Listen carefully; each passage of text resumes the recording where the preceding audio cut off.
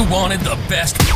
You've got the best podcast. The hottest podcast in the world. The Chris Voss Show, the preeminent podcast with guests so smart you may experience serious brain bleed. The CEOs, authors, thought leaders, visionaries, and motivators.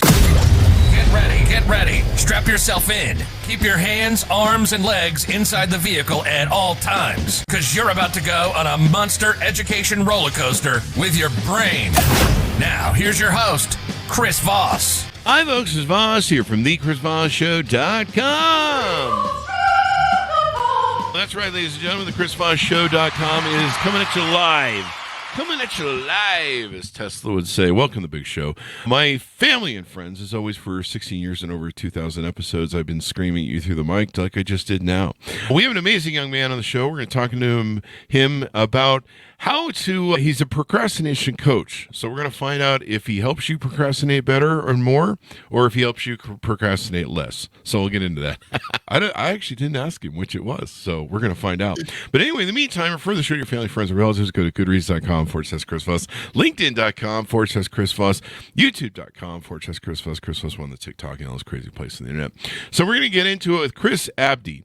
He's a procrastination coach with over 20 years of experience across various industries and a passion for helping others. Chris empowers individuals to break free from the cycle of procrastination and achieve peak productivity. And as the creator of programs like Procrastination to Productivity, here, let me cut that. As the creator of programs like Procrastination to Productivity and the Balance Blueprint, 8 Weeks to Life Harmony, Chris combines practical strategies with mindset mastery to help clients transform their approach to time management, focus, and motivation. We were thinking about just having him on next week because we wanted to procrastinate some, but we decided to have him on now. Welcome to the show, Chris. How are you? Oh, yeah. Thank you so much for having me on the show. Thanks for coming. Let's do this next week. No, I'm just kidding. So give us your .coms. When can people find you? Where can people find you on the interwebs? Yes, just where like all my contact and all my special deets. Is that what you want there? Yeah, the .coms, socials, wherever you want. Yeah, sure. I don't do social because it's a major distraction. You know, I got to kind of practice what I preach. So I'm only on LinkedIn right now. Find Chris Abdey, and I'm the only one on LinkedIn there, so that's good. Mm-hmm. And procrastinationstation.ca is the main website, and you can schedule a quick chat with me there, or you can catch me on LinkedIn. The Awesome Sauce LinkedIn is a great place to be. So are you a procrastination coach who helps people procrastinate more and better or less? That is an excellent question. And actually it's a little bit of both. The first thing we have to understand is that procrastination is not something inherently wrong with you. You're not broken. You're not lazy. It's just that it's a signpost, right? So I have worked with individuals who they don't necessarily want to get to their deeper issues because, who has time for that? Mm-hmm. I don't really advise that, but, they're in a crunch and they need to learn how to work with the procrastination. So that I can do as well. It doesn't matter if you're working with it or you want to sort of beat it. The process is kind of the same. And the main thing is just knowing why you do it in the first place. Mm-hmm. Knowing why you do it in the first place is probably an important basis for, understanding what you're doing. Why do we tend to, on average, I guess, because there's probably maybe some reasons, but why on average do we tend to procrastinate? You can take as long as you want to answer. Oh, for sure. So there are 5 different kinds of procrastinators, 5 different main archetypes, and there's actually way more, but the big 5 are what you're likely going to fall into. The first ones are the perfectionists.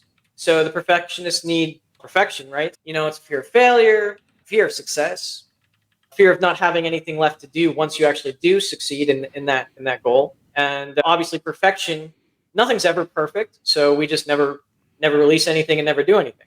Mm-hmm. The second one are the worriers. So we can all probably relate to this one a little bit. It's the what ifs, right? The wife tells me to mow the lawn. Okay, I'll get right on that. I go to the garage. Oh, wait. What if the lawnmower doesn't have any gas? Oh, no, it's got gas. And they say, oh, wait, what if it rains? Oh, it's okay. It's nice and sunny outside. Oh, wait, what if my neighbor doesn't like the noise? And so on and so on. We can make up so many what if scenarios. that we don't want to happen, that we can just wind up not doing anything. Wow. The third category after the worriers is my personal favorite. I fall into this category myself, and that's the dreamers. And we're visionaries sometimes. We plan. We're entrepreneurs waiting to burst out, and we're worried about the details. So we can plan all day. We got these big ideas. We love planning ideas. We either get stuck on not knowing where to start, and so we get overwhelmed, or we get like analysis paralysis. You have too many choices, and again, you just don't know where to start, or you just get bored. You're bored with the details. The idea is awesome, but I gotta, to do this, I need to, I want to paint my room. Perfect example. I want to paint my room. Oh, great. I got all these designs laid out. I'm going to put some space up here. I don't know, some Star Wars. I don't know, whatever I like. My Little Pony, doesn't matter. And then you start getting the details. Oh, you mean wait a minute. I got to scrape the paint. I got to prime the paint. I have to do that. No, man, that sounds boring. I'm done. I'm not doing it. And then after that, the dreamers, you've got my personal favorite, the crisis makers. These are the people that I actually coach through procrastination. You were asking if I coach people to procrastinate better. And those are the crisis makers. They work well under pressure. They get that burst of creativity. Maybe they love the adrenaline, but they're always doing things at the last minute.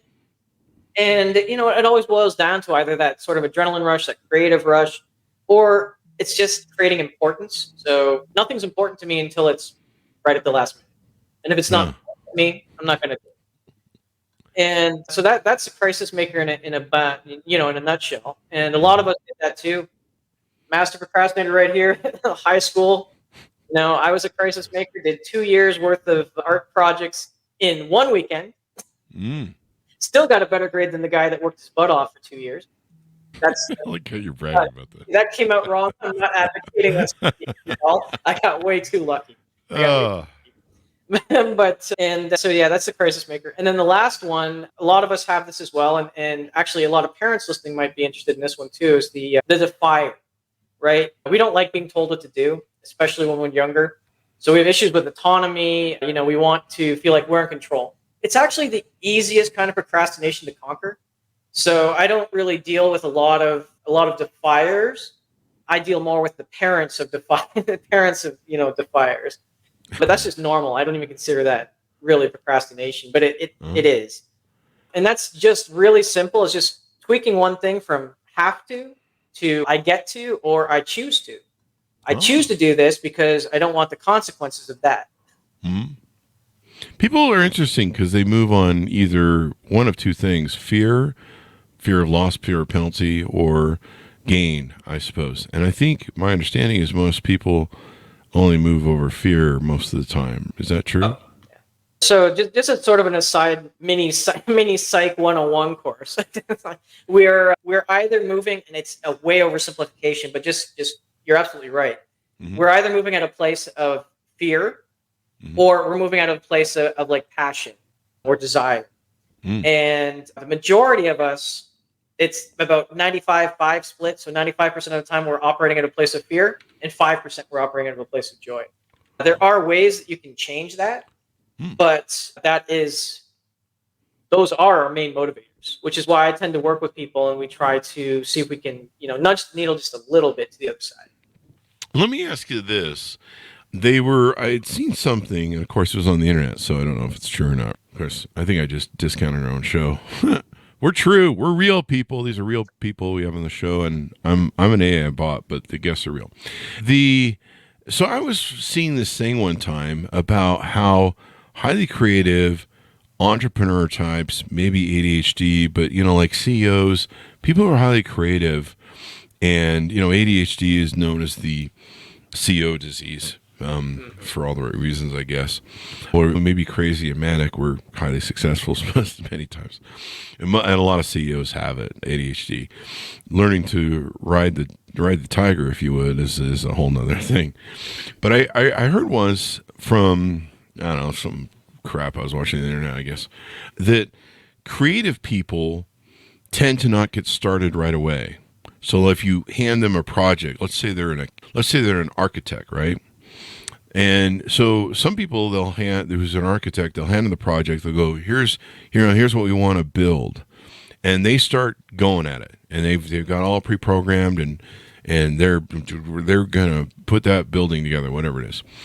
And creative people look for inspiration, and so they tend to procrastinate because they're waiting for that inspirational fire or that moment that comes to them. Sometimes you're in your shower, sometimes you're asleep in bed, and all of a sudden, ping, there's that idea. And you're like, hey, that's the way to solve it. And I do that a lot. In fact, I rely on it, which also means, I pay my bills once every 5 years. No, I'm just kidding. Don't do that, folks. Don't procrastinate on your bills. But, it's basically they're giving leeway for that creative juice to kick in, or what I like to call just bullshitting my way on why I'm procrastinating. Anyway, what are your thoughts on that? It's not as you said, bullshit, because we do tend to do that, and it's not that we're not working on it. When you're doing the creative process, you have to understand that a big percentage, somewhere between 90 and 98% of what we're doing is all in the back of our head anyway. Yeah. So you could be sitting there watching TV. And, you won't even know this, but subconsciously, you're probably thinking about a dozen other things. Mm-hmm. And, so that's why you get those flow moments in the shower, is because you're in a state of mindfulness, which is actually one of the biggest things to help overcome procrastination. Mm-hmm. And when you're in a state of mindfulness and you sort of calm the front of your mind, that gives room for some of these ideas from the subconscious to sort of punch through. It's also why you have those waking thoughts at 3 a.m. like, did I turn off the stove, or did I do those things, right? Yeah, that's pretty interesting. So you have to calm the front of the mind so the back of the mind can do stuff? That's correct. The back of the mind just does stuff on its own. It's the front of the mind that's not paying attention to the back of the mind. I used to have this thing where I used to be able to, if I sat down and played piano, and I'm not taught to play piano. I took some classes, full disclosure, I took classes when I was in 8th grade, but I sucked at them and hated it. But somewhere I fell in love with the piano in my 30s. And I can sit down and improv tunes and play. And I don't like playing anybody else's stuff. I do the same thing on guitar. I like writing my own stuff. But I'm most adept at writing stuff and creating music when I'm blitzed to the wind in vodka.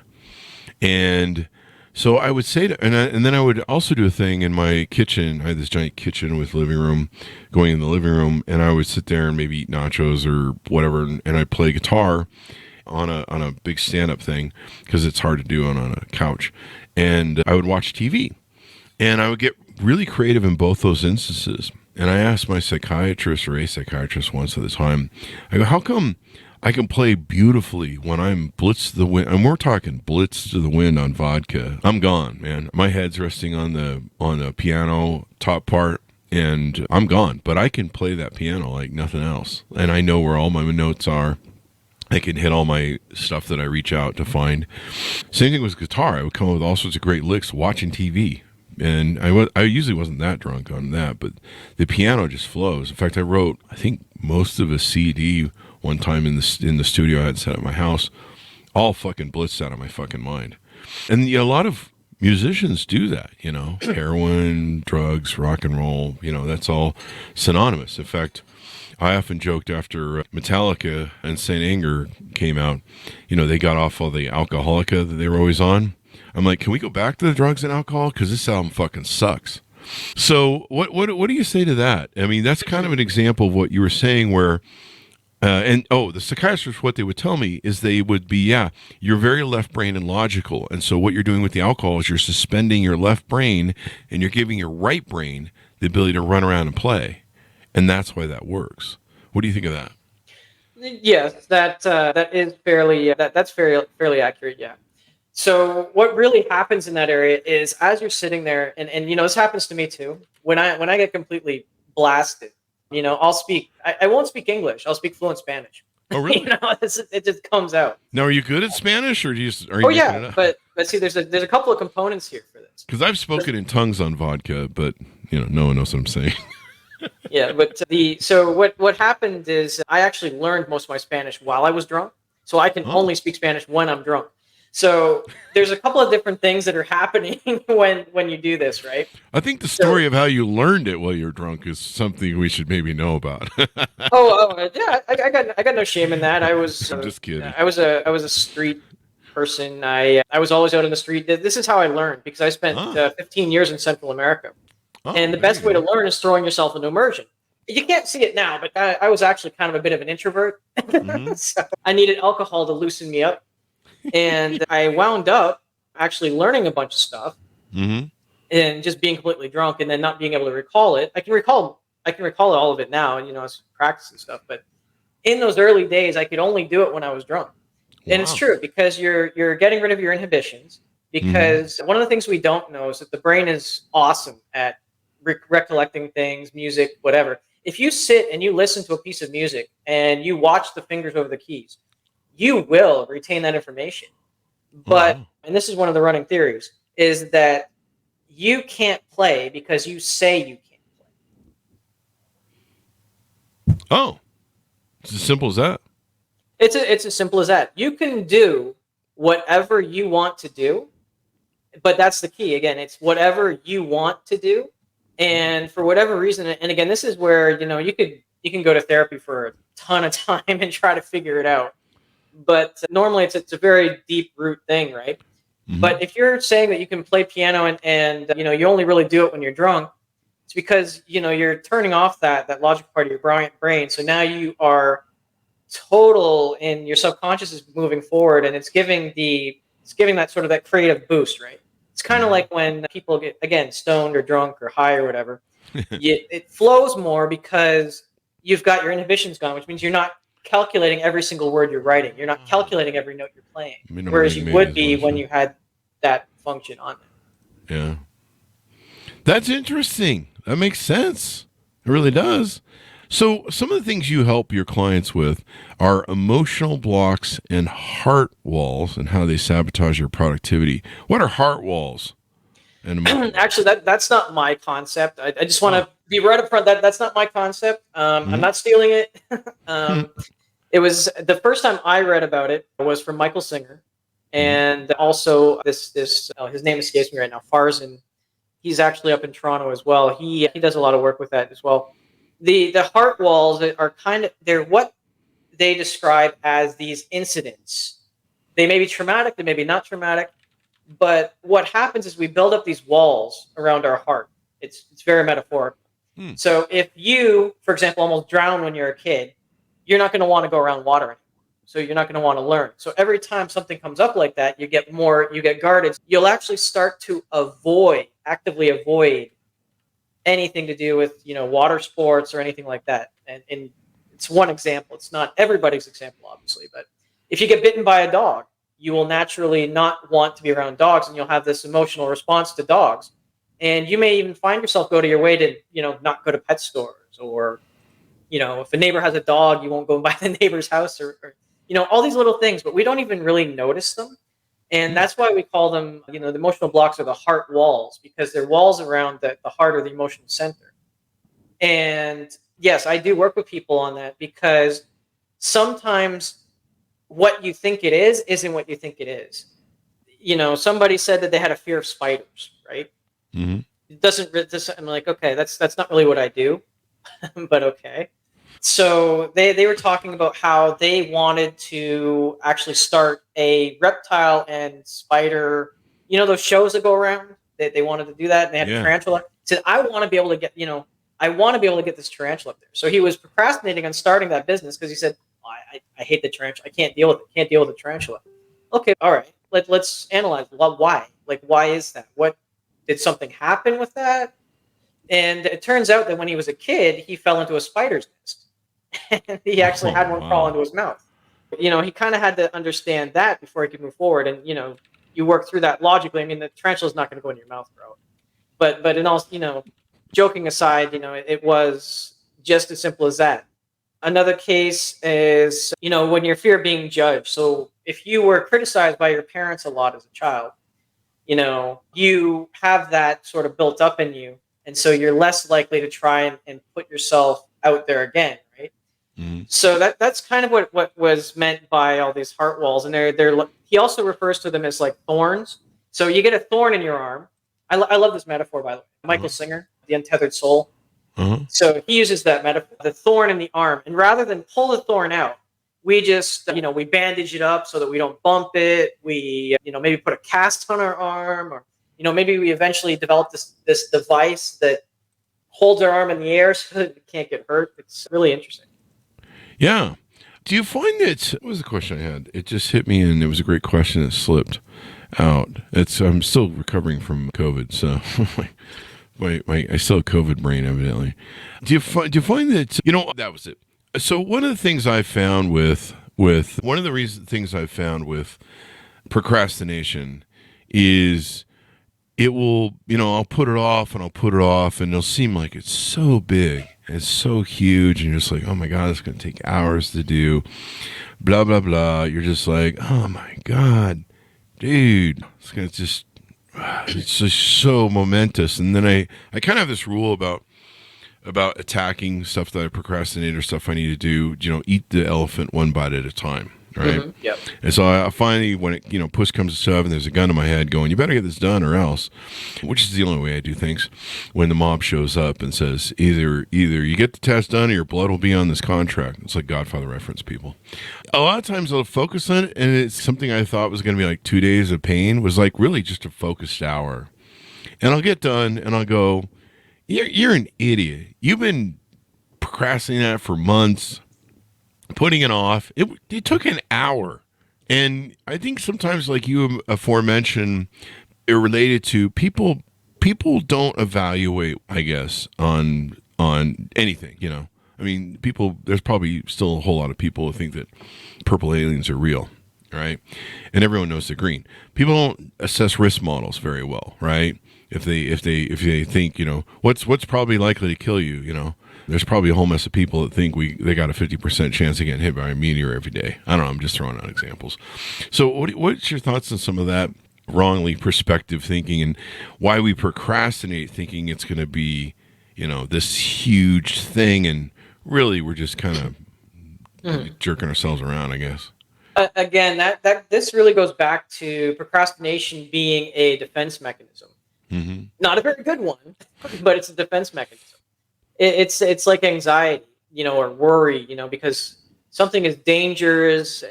Basically, bottom line is it's a leftover from our cavemen days, right? When we might think twice about going out to get berries if that big cat's out there, right? So when you think about it, when you reframe procrastination as a defense mechanism, then you can sort of try and understand that the brain will make up all sorts of excuses to keep you comfortable and keep you safe. More so comfortable than safe, but that's the main reason behind it. Yeah, definitely. It's interesting. I've kicked myself so many times after I've done something where I'm like, oh, man, you wasted all that time, and if you just would just have done it, you would have been fine, right? And yeah. But it is difficult because that can spiral you. What I tell a lot of people too, I mean, I still procrastinate stuff. You want something to feel bad about. I actually put off recently this year. I put off talking to my mother because it was uncomfortable to me. Going to see her in the nursing home. They told us she was dying. We knew she was dying. I was always too busy. I was always busy with something else, putting something off. So I finally got it in the calendar. And she passed away the Sunday night before the Monday I'd scheduled to go see her. The procrastination, it robbed me of my final conversation with my mother pretty much. Wow. And the reason I say this is because, you have to have compassion when you talk about procrastination, okay? Because it's not your fault. It's a defense mechanism. And you are operating you're doing the best that you can with the information you have on hand at that specific time. And that is a universal truth. Nobody goes out specifically to do the worst possible thing they can for themselves. No. So you're doing the best you can with the information you have at the time. Now, whether that information is right, wrong, or erroneous, missing information, missing, it doesn't matter because you're always doing the best that you can. There is no other option. You are doing the best you can with the information that you have. And so you have to have compassion with yourself and just understand that, one, it's not your fault. Your environment attributed to it, your upbringing attributed to it. That being said, it's not your fault. It is, should you decide that it's your duty to do, then yeah, it is your responsibility to do something about it. But the fact that it happened, no. Yeah. It's procrastination is a big deal. I can imagine you should have an endless supply of clients. Now, on your website, you have a procrastination profiles quiz. I'm planning on taking that, I don't know, next Tuesday, Friday. I don't know, we'll see. Tell us about the quiz. So the quiz is literally 8 questions. It's a free quiz to sort of help nudge you in the right direction. If you feel like you might be procrastinating, it'll give you, the big 5 that you fit into. Again, you might fit into more than one, but it'll tell you the main area to start asking questions. Mm-hmm. Right after the quiz, there's a calendar link too that you can book time with me. It's free of charge.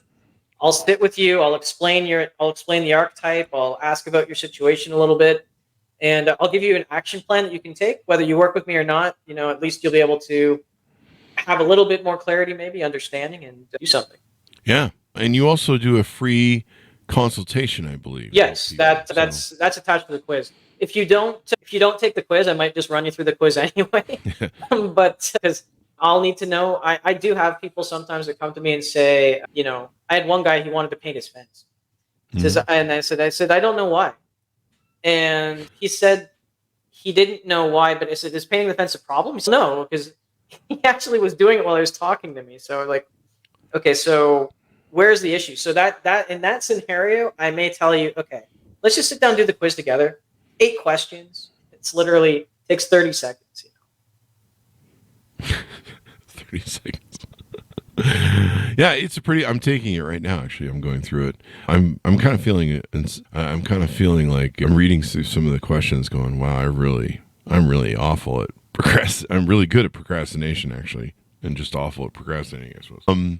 So people can do that. Now, I think, do you have some courses on your website too, as well? Or no courses right now. Okay. I had thought about making some courses, but the issue I have with courses and procrastination is that if you're a procrastinator, you may procrastinate on the course too.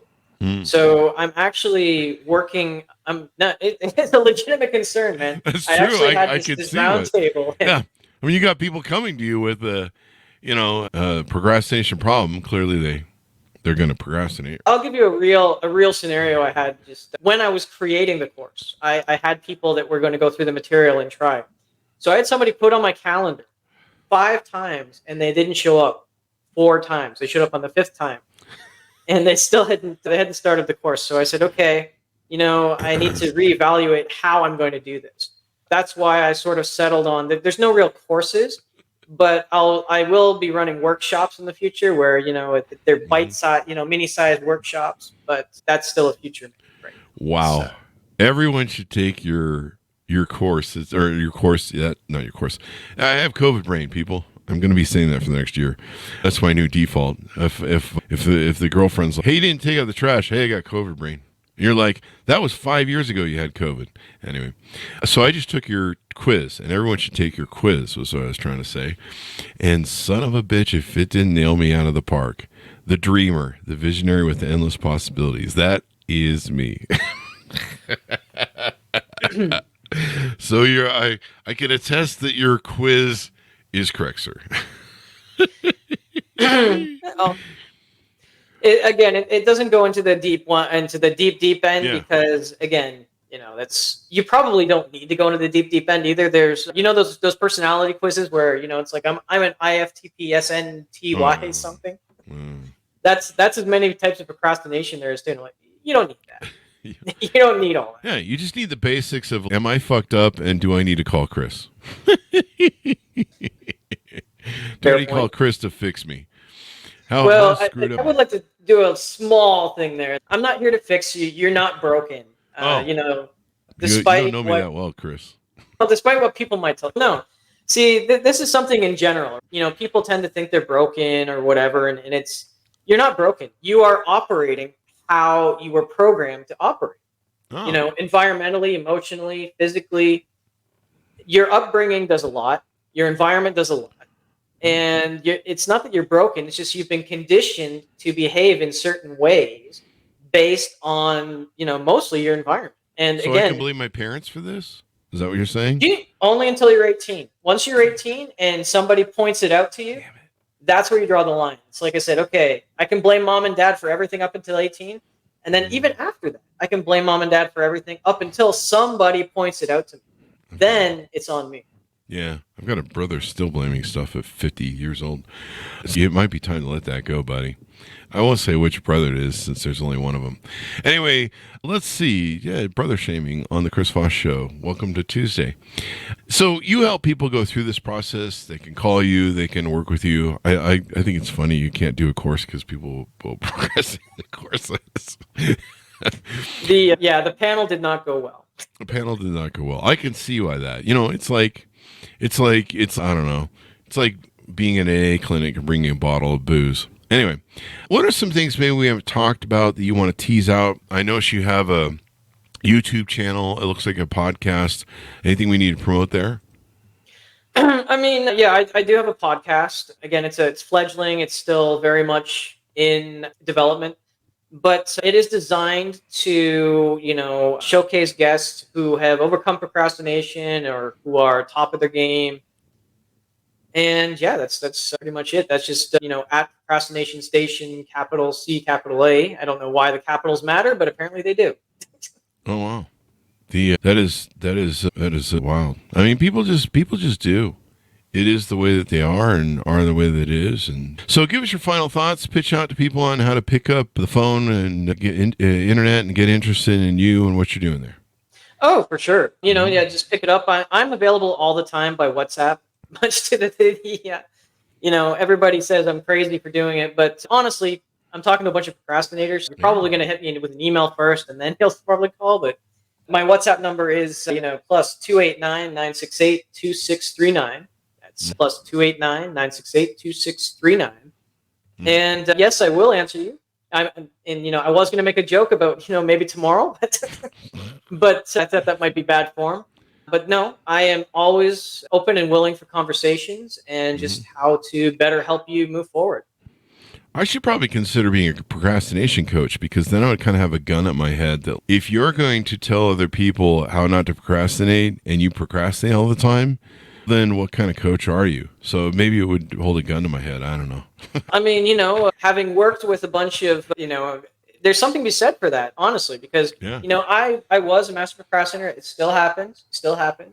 Mm-hmm. And just as most addiction therapy is better when you get it from a recovered addict. Yeah.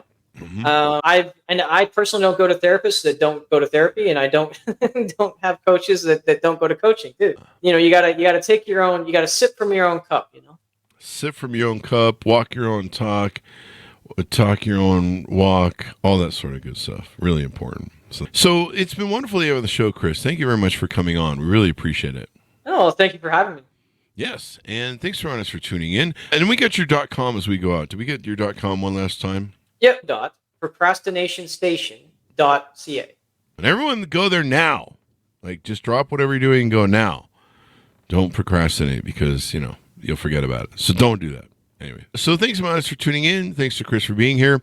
Go to goodreads.com/Chris Voss, LinkedIn.com/Chris Voss, Chris Voss one, the TikTokity, and all those crazy places on the internet. Thanks for tuning in. Be good to each other. Stay safe. We'll see you next time. And that should have us out.